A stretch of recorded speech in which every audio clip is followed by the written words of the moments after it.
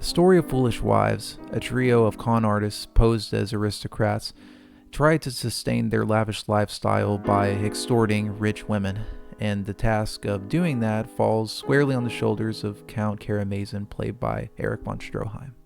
As basic as the plot sounds, it is rife with ideas of sex and identity, as the darkness of these concepts lie heavily within the film. Even if you are an aristocrat or a beggar, your desires and deeds will overtake that in some way.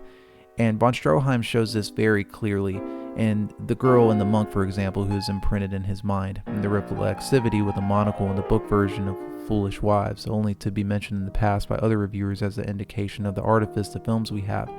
It's in this that our desires can overtake on what we are. Directors, people at work, we all have some part to play in this world, whether we like to or not.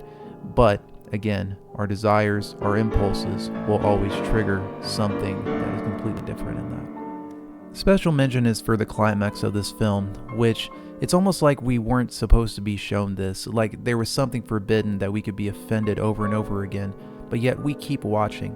Because as the man that you love to hate shows, he can't be contemptible in his desires, his repulsions, and the lack of care that he shows in any character, but as a talented director, he can make you keep watching.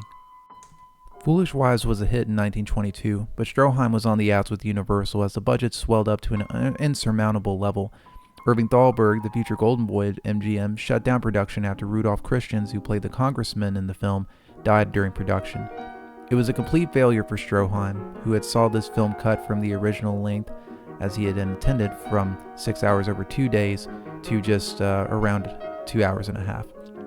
But as history has shown, the film was, at the time, and is still a work of art that even rivals Greed, that would come out 2 years later and would meet a similar fate post-production. This is Films and Beyond. Thank you for watching.